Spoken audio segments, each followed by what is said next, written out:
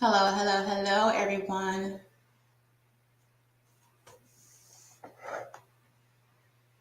Hope everybody is doing well today.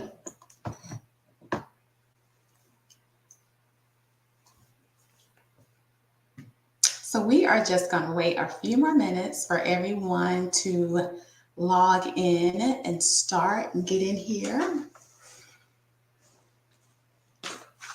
So, who all do we have so far?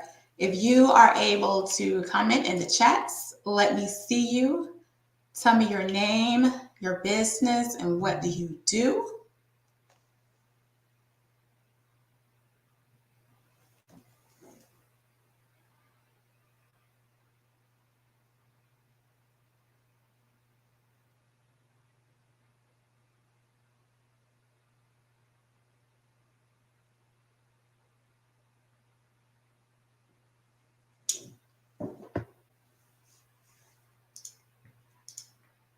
Hello, everybody.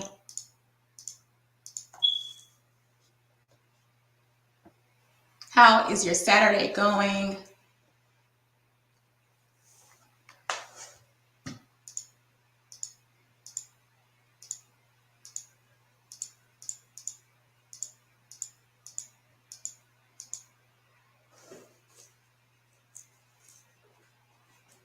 So, guys, what are you doing to level up in your business for 2023, right?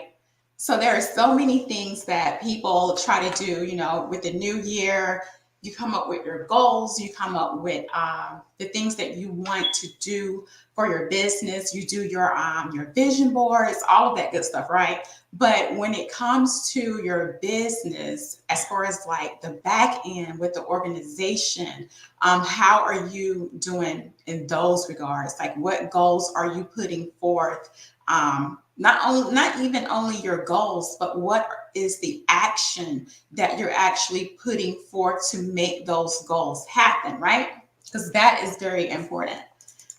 So keep that in mind when you are actually making your vision boards and your New Year's resolutions. Okay, so guys, we are going to go ahead and get started. Hold on one second.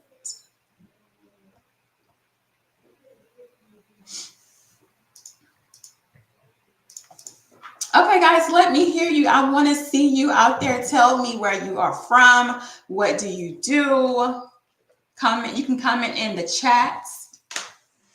I want to be the first to welcome you to our Entrepreneurs Kickoff meeting for 2023. I'm so glad that you are here. I'm glad that you have taken the time out of your Saturday to invest in yourself and to actually invest in your business. So kudos to you. Okay.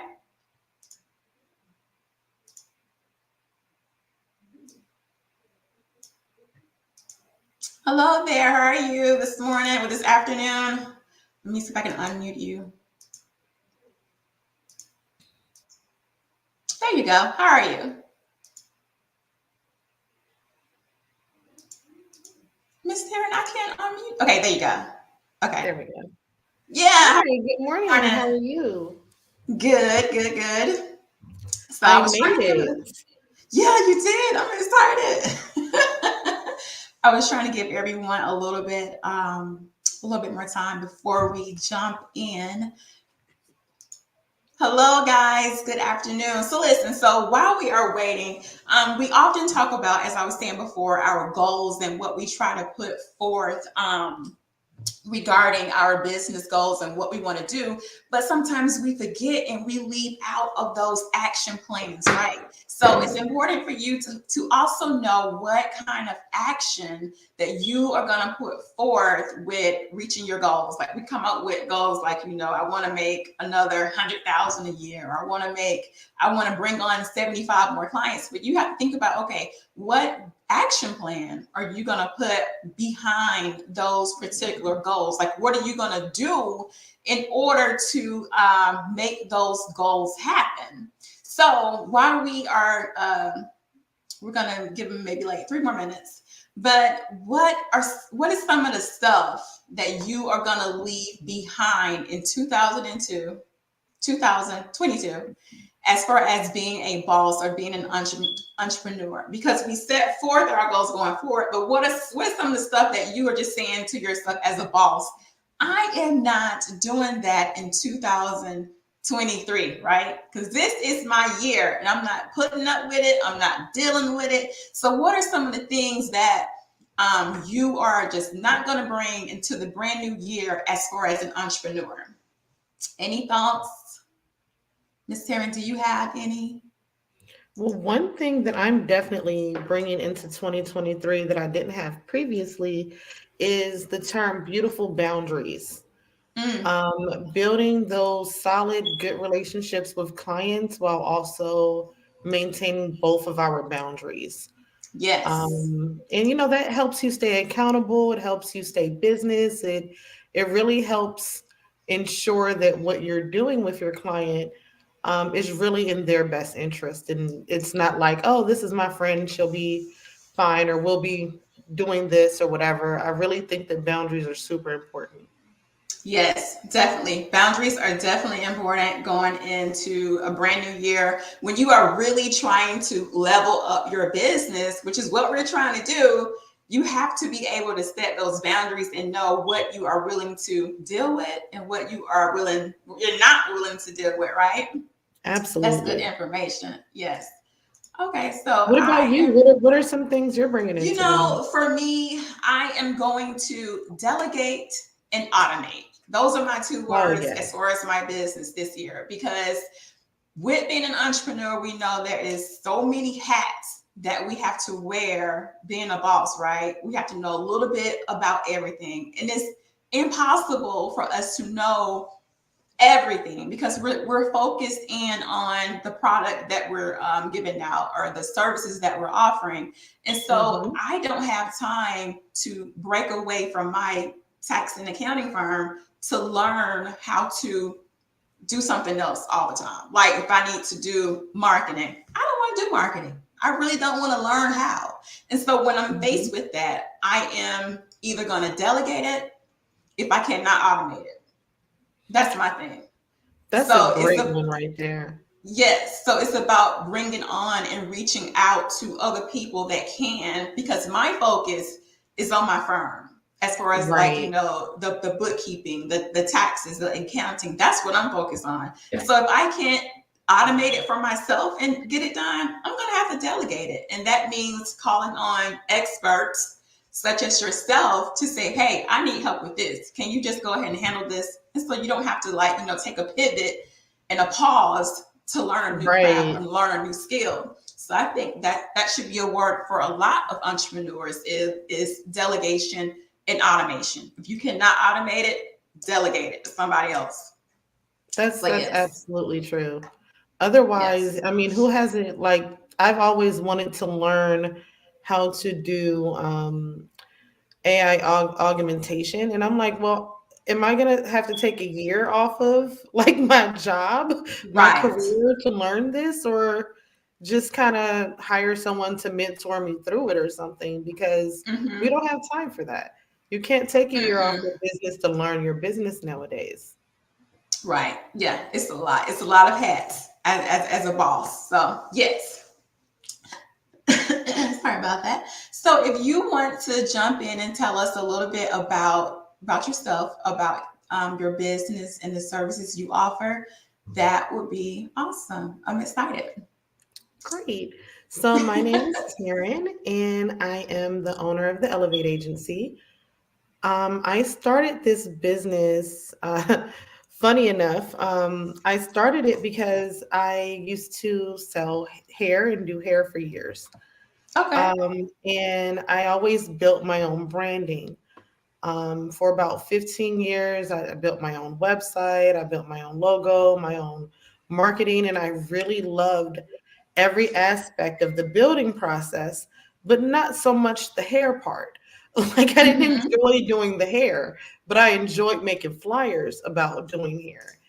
Mm-hmm. And just somewhere along the lines, I decided to stop doing hair and just get a little regular job. And I had a heart attack, and I literally, What?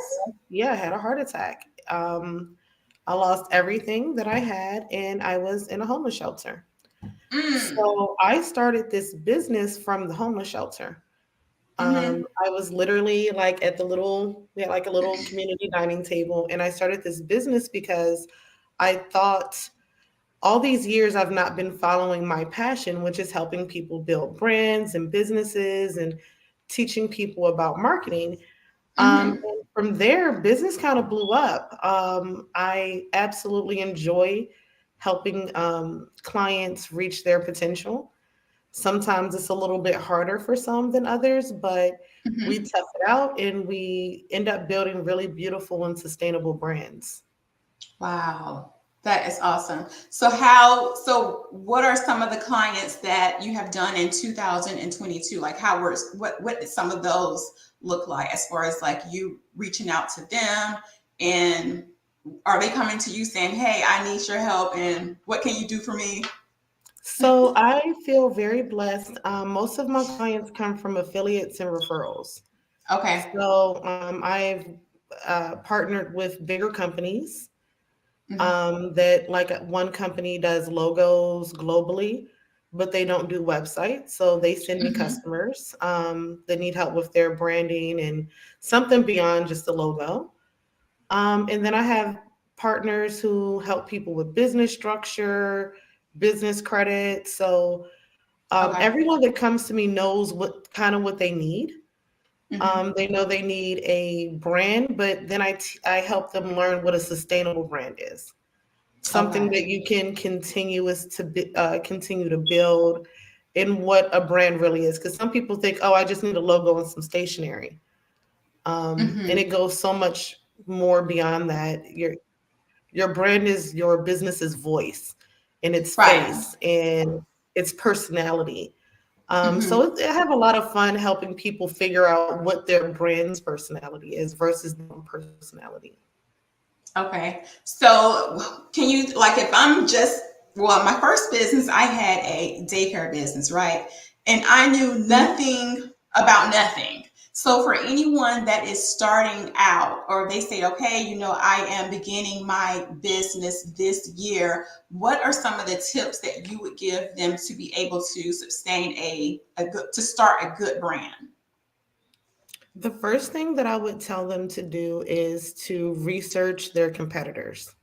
Mm-hmm. That's the first thing that I would tell them to do. That way they see what's kind of working to the market, what the Mm-hmm. market may be missing, and how they want to be perceived. The second Okay. thing, now I'm sending people through a branding boot camp.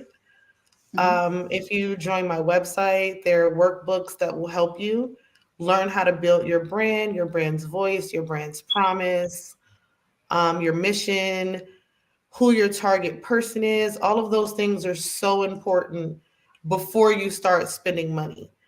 Oh, That's okay. the one advice I would give anyone. Don't spend a dollar on a website, on marketing, on anything until you know who your brand is as a person. And I That's know good that sounds information. weird because it's not a person, That's but good though. to other people, it's a person. Like, you know how Wendy's is like all sassy on social media? Hmm. That's giving Wendy's a personality. And it's not just burgers and a brick and mortar. And that's what you Hmm. want for your business too. Okay. All right. So step number one would be, before you do anything, is to kind of study your competitor, right? Yes. Okay. Study your All right. competitors and figure out who your brand's identity is. That's good stuff. I hope you guys have your paper and your pens out, or your pencils, because this is good stuff. You need to study your competitors. Now, how important is it to have a solid brand before you actually launch your business? Like, It's why do you imperative. feel that's necessary? Okay. It's imperative because we see the words, oh, I'm rebranding, rebrand, revamp every other day. You Mm-hmm. lose thousands of dollars starting your business without knowing who your business is and Wow. who it's going to market to. I've seen people have 4 or 5 websites. One was Mm-hmm. playful, one was sassy, one was boss girl, one was sleek and modern because they were still figuring out who they were. Mm-hmm. And I know nowadays everyone's just like, hey, just start the business. That piece of advice puts so many Americans in debt every year because they just started Mm-hmm. the business without doing any research or building a solid foundation. It's just Wow. throwing money away. Okay. And so how long do you suggest like a new entrepreneur? Like how long should that process be as far as them like researching and establishing themselves? It depends on how much time they have. If you Mm-hmm. are a single mom and you have, 3 children and you work a regular job and you might even be in Mm-hmm. school, you might want to think about taking 6 months to really study and shape your business before you Mm-hmm. just jump headfirst into it. That way, Right. your family is still stable and secure. You're still doing the things that you need, nothing's getting neglected, but you're Mm-hmm. still building your empire in the background. Right. And I think that nowadays everyone thinks it's an overnight thing. And I've personally seen companies lose a lot of time and money and waste so much resources when they just could have waited a little bit longer. Mm, that's good. I love it. I love it. Okay. So, what other tips do you have for someone that is kind of already established? Maybe they're like 5 years or 10 years into their business and they cannot get a good grasp on, a good brand for them to be able to, expand their business even further. Like, what kind of tips would you give someone that's already been in business, but they kind of have reached a plateau? And they don't know what to do, how to kind of rebrand themselves. No, I get it because the stuff happens. Hmm. Like people love the come up story. People will love Hmm. you on your way coming up, and you'll have this huge tribe and this huge audience that loves your sob story and watch you succeed. And then you Yes. reach the success, and it becomes like, oh, it's a little stagnant now. You Yeah. have to reevaluate your market and Hmm. decide what your brand is now. Is and another thing that I think a lot of people don't consider is being anonymous in your branding.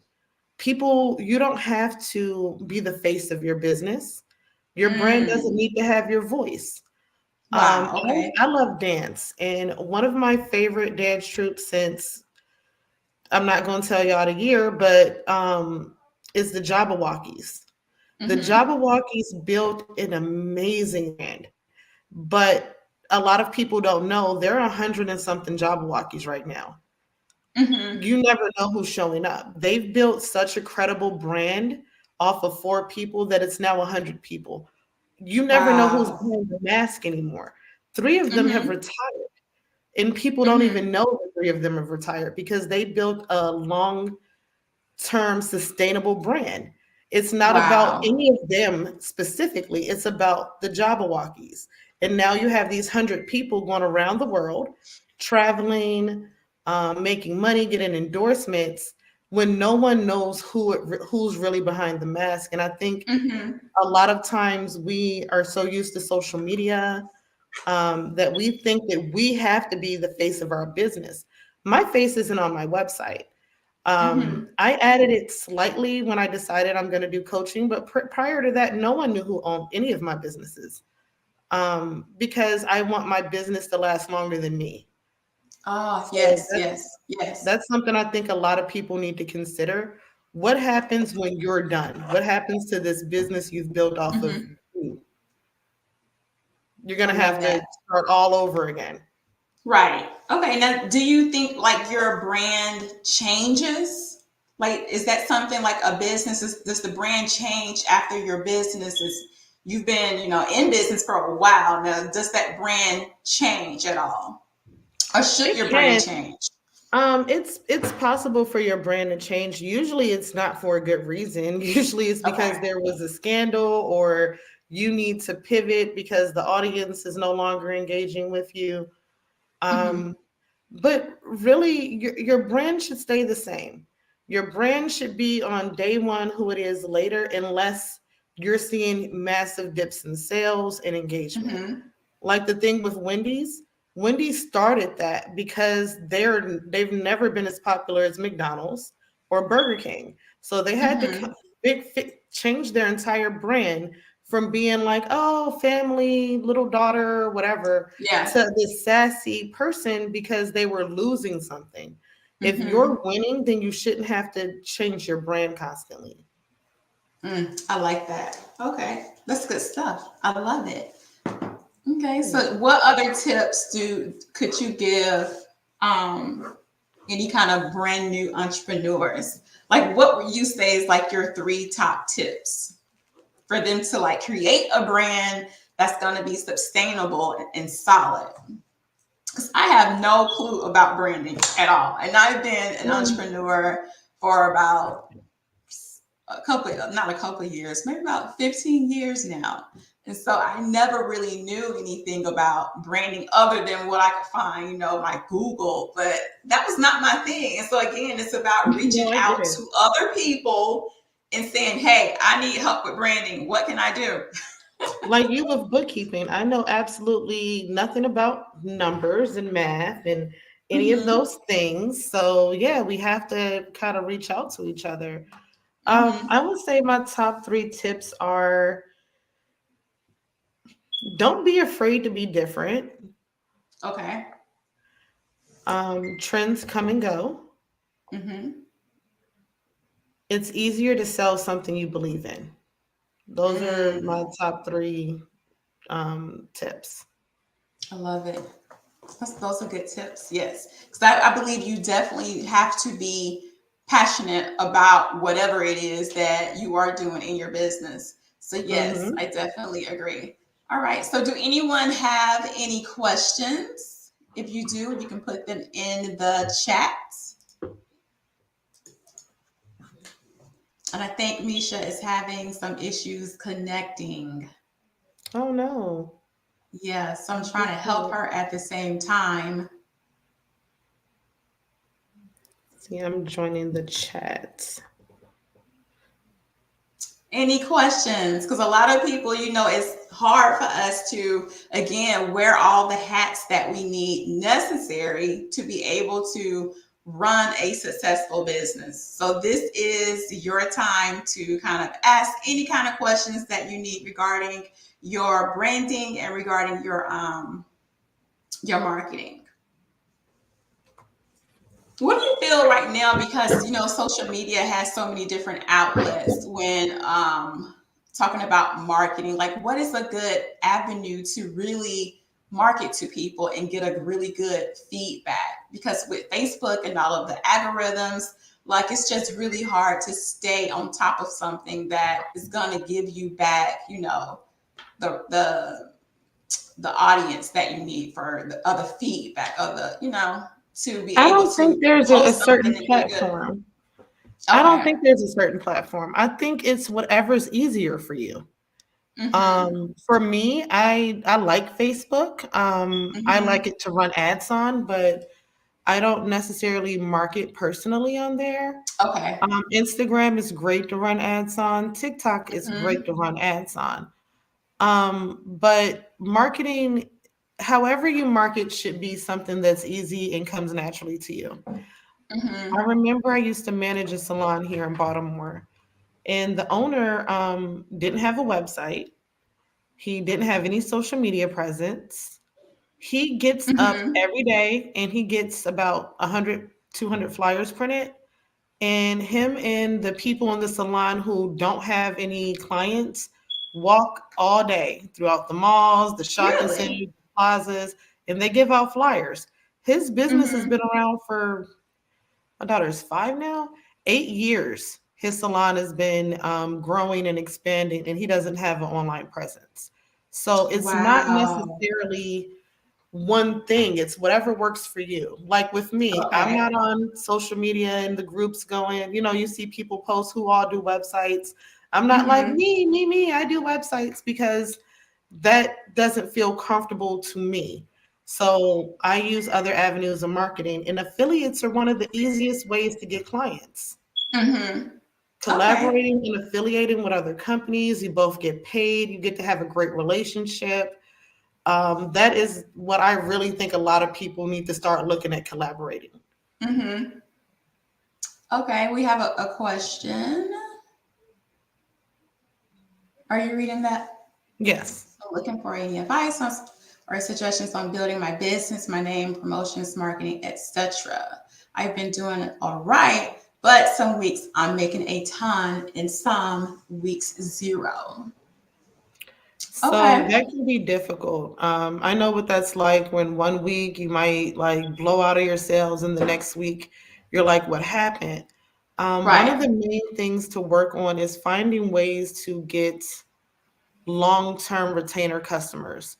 If you are Mm-hmm. doing skincare, that would mean memberships. You can do a special VIP membership for your long-coming clients where they get a standing appointment, and it all sounds great to the client and it benefits them. They don't have to worry about getting in, but it also benefits you because you'll know how much money you're making every month, especially if Mm-hmm. you set it up like a reoccurring charge for their standing appointment. They'll know how much it's going to be and when they're coming, and you'll be able to breathe a little bit, going, okay, I know no matter what, my standing appointments are going to make me blah, blah this month. Mm-hmm. I hope that Okay. helps. I feel like I was rambling, but I hope that helps. Candace, does that help? Does that answer your question a little bit when it comes to building your business, your I mean, promotions? that's probably helpful for keeping a steady income coming in. Your Yes. name and your marketing and all those things. I have a guidebook that might be good for you. Oh, It's awesome. called I Started My Business Now What. If you go to my Mm. website, you can download it for free. Okay. She said, I've done a few package options. I've had a decent amount of returning clients too. Thank you. Yes, definitely. Okay. Yeah, check out that workbook. Because it'll walk you through the stages. The Here's my business name. Here are the names that I like. Why I like these names. Are these names taken by other companies? And then it'll go over what is my brand's voice, my brand's promise. I really like pointing people toward the guidebooks because they're an awesome resource that you can take your time and do, and you don't have to pay Mm-hmm. for them. So I mean, I don't know why you wouldn't want Right. them at the end of the day. Right. And this is from my favorite person, Miss Veronica. She said, I'm finishing a rebrand. I'm pretty anonymous already. How do I stay that way but build the brand in a memorable way? So I know Veronica. Veronica is one of my absolute favorite clients. We are rebranding her business. She's Not my for favorite me, client too. not really. Yay, Veronica, Yes. being everyone's favorite client. Yes. Yeah, so we're rebranding her business, and Mm-hmm. one of the ways that we are going about it to make it memorable is to make it very high end and classy, and to relate it to things that people can relate to, like relaxation or self care. Mm-hmm. And using a lot of visual storytelling. Veronica is definitely one of those anonymous brands where you're going to see her like at a hotel one day and you're not going to know that she owns like all the hospitality stuff in there. Let me Um, tell you, Miss Veronica told me her story behind her candles and how she kind of like established it. And I was just drawn to her story. I forgot what we was even talking about. It was about her numbers. The meeting was supposed to be about her numbers, but her story and how she packaged it and just told, I was just drawn to it. And I promise you, all weekend, I had those candles on my mind. And just about anybody I talked to, even my children, I was like, look, you guys have to buy some of these candles. And I was like, what? What candles, mom? And so I ended up purchasing a couple from her and I shared it with other clients and my children, but it goes back to all about your story. And so whatever you are instructing her or like sharing with her to like be able to get her business wherever she wants to take it to, it is working because I was really That's all drawn to, Veronica. I'm yes, not it kidding. was, Again, that's all Veronica. All I've helped with is visuals and like mhm, direction. Everything else is definitely all Veronica's ideas because she's not in this for money. Like Veronica's one of those few clients I can say that didn't come to me like, okay, we got to get these candles sold. My kids got yeah. to eat tomorrow. This is a very much a passion project for her. I'm sorry, we just Mhm. spent 15 minutes talking about Veronica. It's Veronica hour. But no, yes, I definitely agree with that. Yes. Hmm. So what was her But question? yeah, she's already doing everything she needs to do. Yes. Okay. And then let me see. Gwinnetta, she said she is going to get that book. Great. Awesome. And then we have one more. I'm personally rebranding and doing a couple inventory overhaul to my jewelry business. I don't want to be the face anymore. Do you have any suggestions on how to pivot? That's a good question. Yes, models and influencers are going to be your best friend. Um, Making a jewelry brand is going to sound crazy, but it's a little bit easier than other brands. You don't have to be the face of your business. Mm-hmm. Your business just has to have a vibe that other women want to be a part of, whether Yes. it's the rich auntie vibe, whether it's the Chanel vibe. All of these are vibes. When you think about Chanel, you don't think about a specific person unless you're old like me and you think about Audrey Hepburn. Mm-hmm. When you think about Balenciaga, when you think about any high-end brand, you don't think about a specific person. You think about how that brand makes you feel. So I would Mm-hmm. focus on how you can visually tell a story about how your brand should make the person feel. That way they feel like they can relate to it. Branding and marketing is a lot to do with feelings. If you Mm-hmm. remember, oh my God, nobody probably remembers that. Back in the day, there was a commercial of a Native American man looking at pollution on the ground and he cried. That brand was one of the biggest campaigns of the time because it made everybody feel something. We all felt bad, but we felt something. So make sure that when you do your inventory overhaul and you're putting your jewelry collection together, ask who would wear this? Where is she Mm. wearing it to? That's good. What is she going to Mm-hmm. be doing with this? What are her friends like? Because that's the vibe that you're curating for your jewelry business. I love it. Do we have any more questions? Where is the other lady at? She is trying to get in. I'm not sure. That's my Candy only said, question. I am doing. She said, I am open to anything. What is the website to check that out? I think she was looking I for will the drop book, it in the maybe. chat. Let's see. And I'm just joking. These things always give me anxiety. Speaking in No, front you're of fine. people. I am about to jump in. Are you going to stick around? Yeah, I'm gonna stick Okay, around. great. All right, so we do not have any more questions regarding the marketing and branding. I am going to switch over to how to keep your business compliant when it comes to your taxes and your bookkeeping. Let's see here. I'm actually going to share my screen. Get Miss Taryn out of the hot seat for a minute.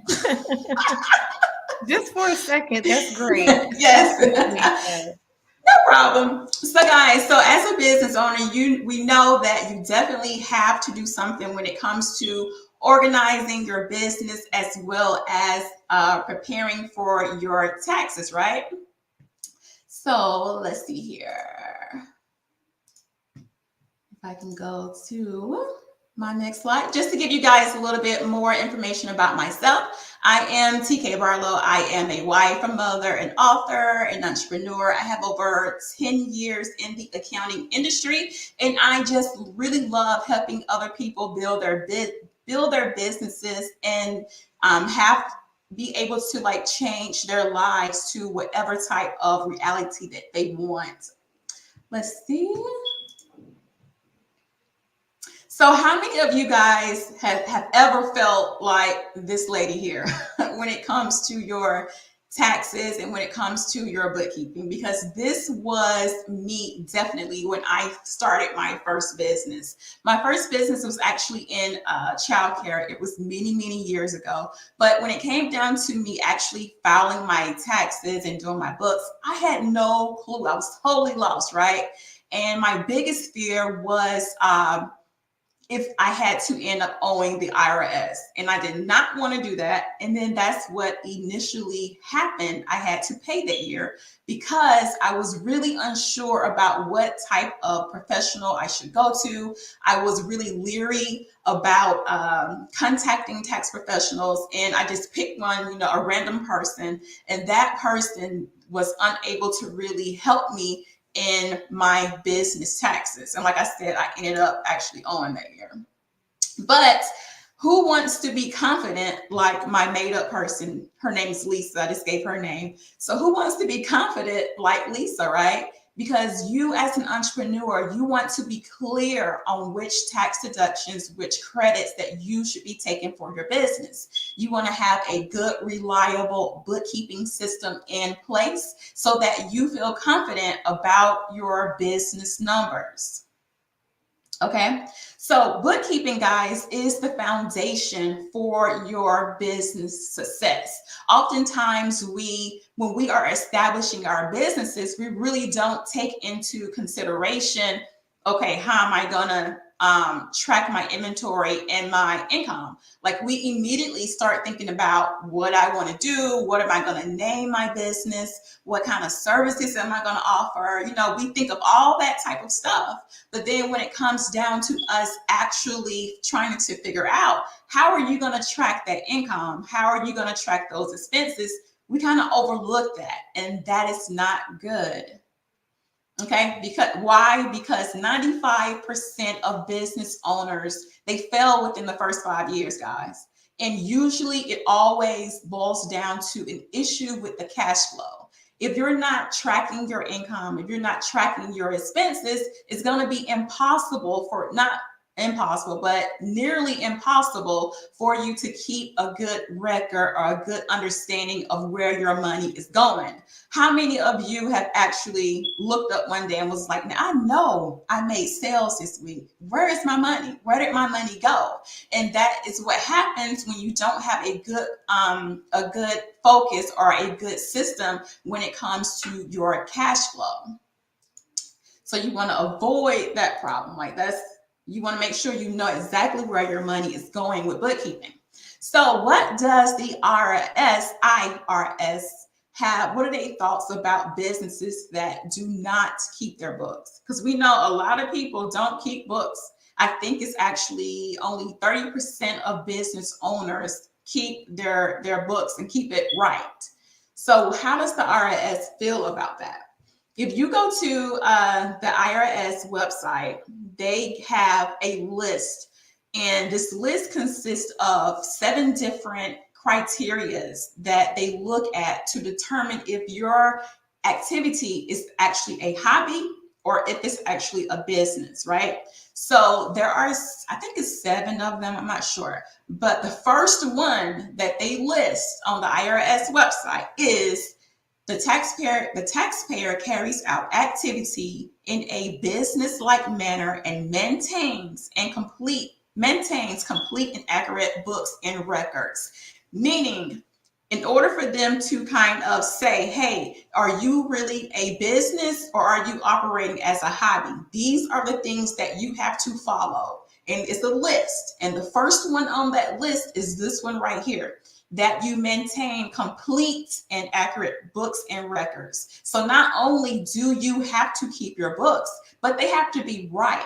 Okay. So if you, in the case that you are ever audited, and they deem you as a hobby, that means that you're not able to take any further business deductions, right? And you don't want to lose your deductions. So you want to be able to continue to write off all of your business expenses, all of your tax deductions, and take your credits. So you want to make sure that you are following this criteria from the IRS, and you can go to their website. It's www.irs.gov, and you can just Google, hobbies, hobbies or business for IRS criteria, and you can read that. But that is the number one thing, is you want to make sure that you are keeping your records.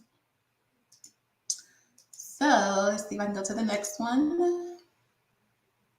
So there are a lot of benefits when it comes to bookkeeping. It's going to make your life a lot easier during tax time, right? Because you're going to have everything that you have been tracking throughout the year. It's going to be right there in front of you if you've been keeping your books all year long. You're going to be prepared in the case of an audit. And listen, a lot of people get the wrong, or they get a misunderstanding about audits. You do not have to have like a big red flag when it comes to being audited. You can actually get randomly picked to be audited. So your books is definitely going to help you with that. Nobody wants to get audited, but if you did, then your bookkeeping is going to be your burden of proof, right? Because the IRS is looking for you. They're saying, hey, business owner, I need for you to prove that you were really able to take all of these tax deductions that you have written off. And so you would say, hey, IRS, yes, I was able to take these tax deductions because this is what my books reflect. It's written down. It is recorded in my bookkeeping. Okay. And so another benefit for bookkeeping is it's going to help you budget better. I mean, it really is. And so we talked about how sometimes you can look up and you're like, where did my money go? I know I was making sales this month, but I have no idea of where my money is. And so what it's going to do is this: you're going to be able to get a clearer understanding of where you are spending your money.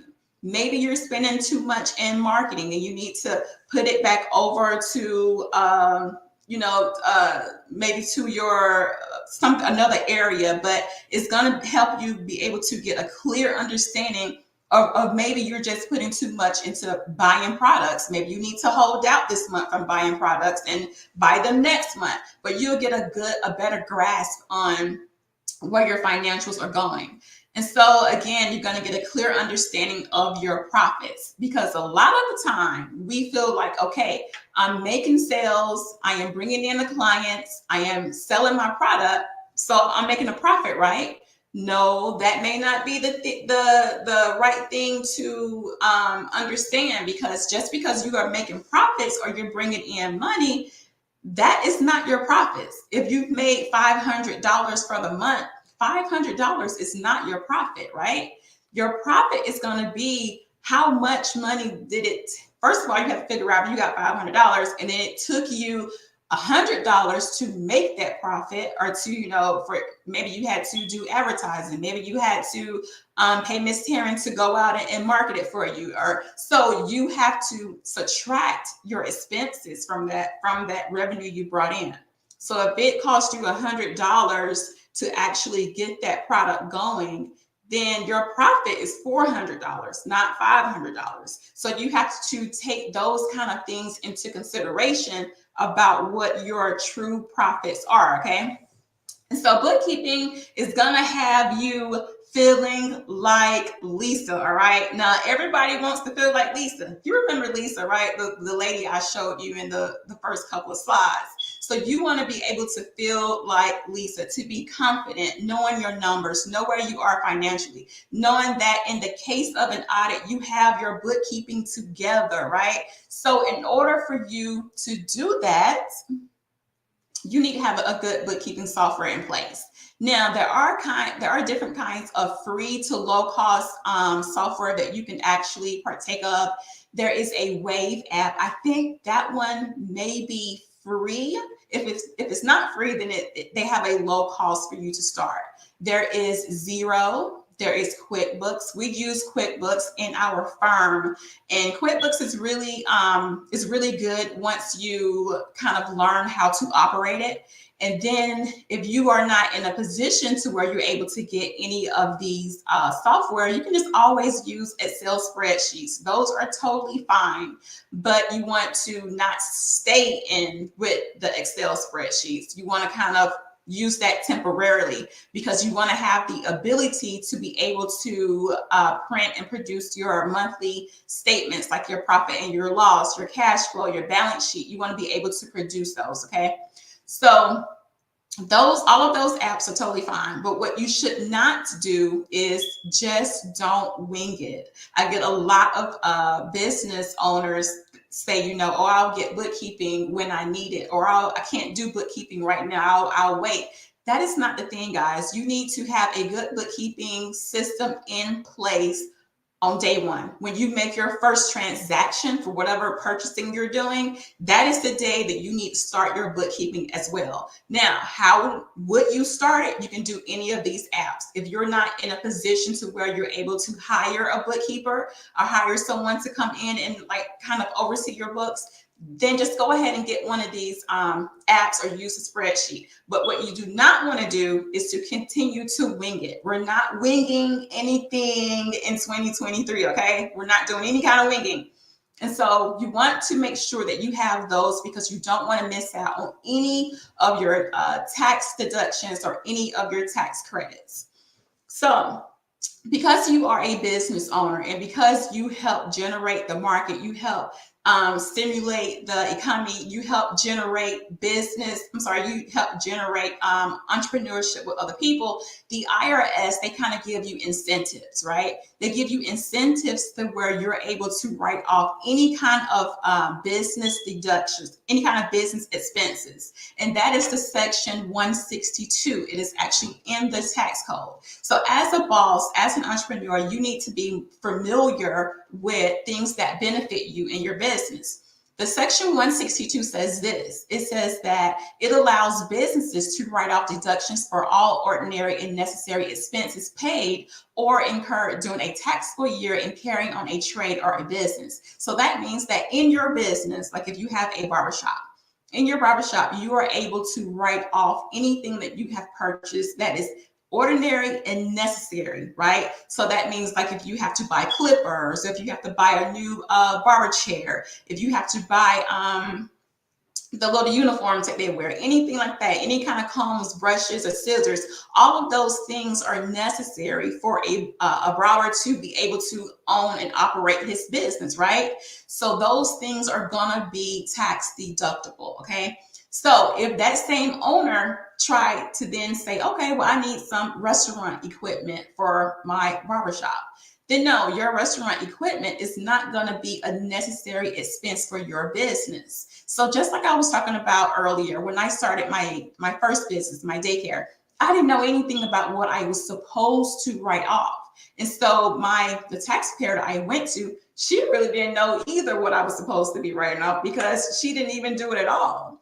So you have to go to someone that is knowledgeable, that kind of knows within your industry what should you be taking, okay? And you want to make sure that your deductions, the things that you're going to write off, that they are ordinary.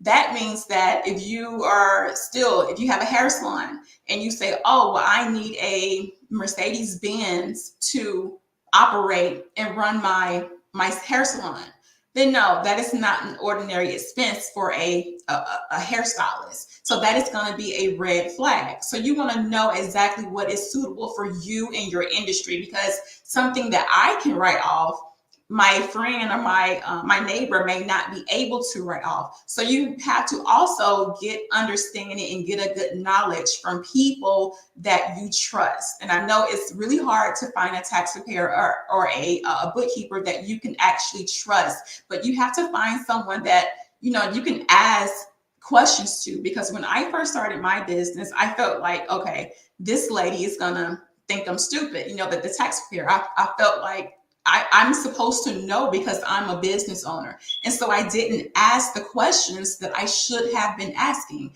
And so you want to find that person that you're able to ask all the questions to, because you want to take care of your business taxes and your bookkeeping, because it's your baby. It's your legacy that you are trying to build and establish, right? All right, so how can you start taking your legal write-offs? And I said that because we feel like, okay, you got to slide somebody $50 or something to finagle your taxes. No, you don't have to do anything that is illegal or anything that is outside of the box that would get you in trouble, because the government gives you these incentives automatically because you are a business owner. So that is the perk for being an entrepreneur, right? So what you need to remember is this: if you cannot prove it, you cannot use it. And that means while you are taking your expenses and doing everything that you need to do, you need to also keep those receipts. Okay, so you need to have your bookkeeping system in place. With most softwares, there is a link, or they may have a section within their software where you're able to take a picture of the receipt and just upload it. And if not, you can always keep your receipts on your desktop. You can just keep the pictures in your phone. However you want to do it is fine. But the thing is, you want to have that in the case of an audit, which we're not anticipating, but just in case you want to protect yourself. So if you cannot prove it, you cannot use it. So keep those receipts. So again, with bookkeeping, you're going to be able to track your income and your expenses. You need to be able to do that. You need to maintain those receipts, track and maximize your tax deductions. You'll be able to review your quarterly statements and tax plan for the best results possible. Now, I said tax plan, not tax prep. What we have to understand as an entrepreneur also is this: tax season is not January through April. Tax season is actually January through December, okay? Tax filing is January through April, yes. But throughout the year, because you are tracking your expenses, because you are tracking those tax deductions, you're able to actually look and see how you need to maneuver your numbers at the end of the year. Because as a boss, we don't anticipate having a tax refund, okay? So let me say it again. As a boss, you're not anticipating to have a tax refund. If you think about it, you should anticipate having a tax refund anyway, because it's only your money that the IRS has been holding all year, guys. It's really not a refund, it's your money.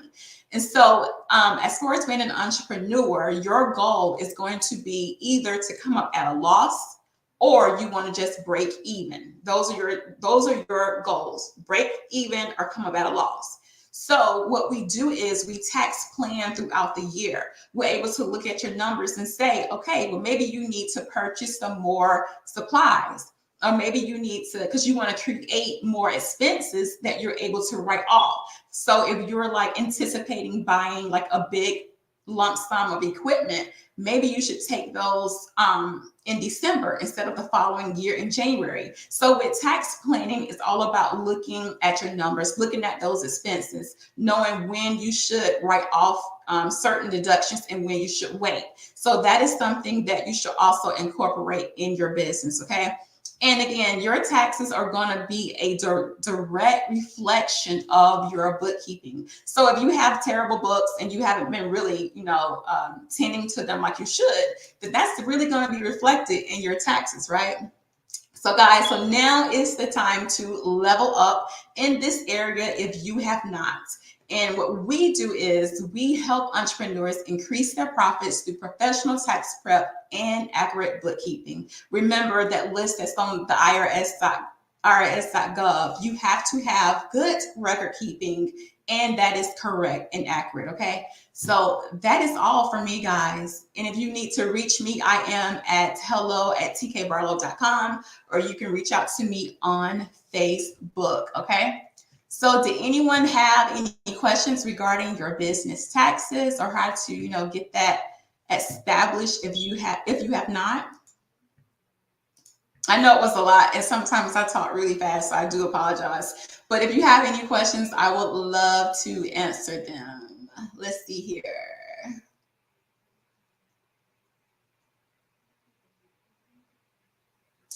Miss Candace said, I currently use QuickBooks and Excel to track expenses versus income versus expenses. But this was my first year filing as a business owner. Okay, awesome. Yeah, Excel is good and QuickBooks is really good too. Now keep in mind that because this is your first year, like you really need to take full advantage because the IRS, they know and they understand that that you are putting a lot into your business. So all of your expenses that you are writing off, make sure you have those receipts and make sure that those actually get on your taxes. Okay. Because, like I was saying earlier, when I had my first business, I was unable to take advantage of all of those things. So I kind of missed that. And you don't want to miss that on your first year. So, yes, that's good. Keep up the good work. Let's see. What else do we have? Uh-oh.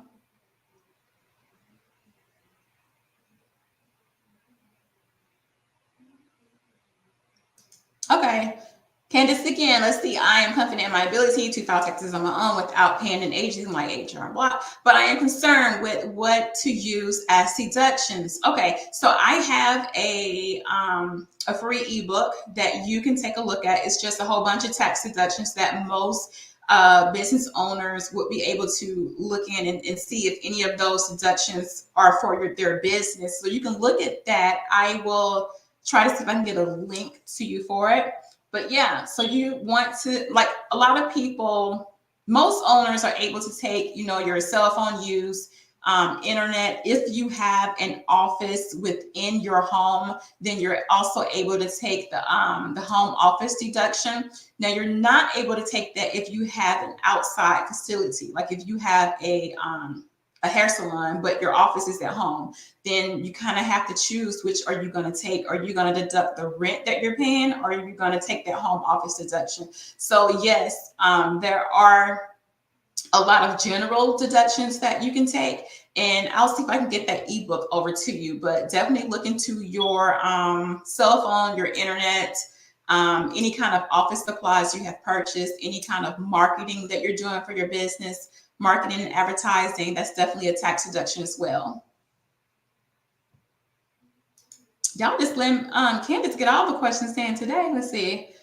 I have every receipt, literally, but I had a program help me with startups, so they actually purchased my equipment, which means I can't use that equipment as a deduction. So you purchased, I had a program to help me with the startup, so they actually, yeah, if you did not actually purchase it, then you would not be able to deduct it. You have to make the purchases yourself. Okay. This is a good question. Are mobile homes, RVs acceptable for tax deductions? I love this question. And yes, they are. Okay. If you live in a tree house and you have an office in your tree house, yes, it's tax deductible. It's acceptable. But what you want to do is your space that you're using, that space has to be only used for your office. So that means, like, I cannot have my computer at my kitchen table and say my kitchen is my home office. So that's the only instance where it would not be acceptable. But if you have a mobile home, an RV, yeah, you can take the home deduction as long as you have a space that is dedicated for you to work in.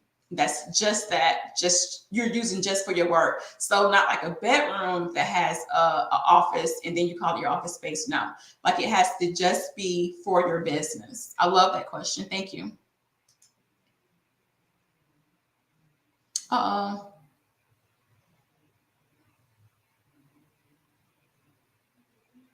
Let's see. Yes, Miss Candace. Oh yeah. Oh yeah. Okay, Miss Candace, we need to talk. I would love to chat with you later. Yeah, so instead of using your home office, you would definitely need to uh, write off the rent that you are purchasing for your spa suite. Yes, so that would be tax deductible instead of you using the home office. Okay. Yeah. All right. Anyone else have any questions for me? Let me see if my other person was able to get in or not.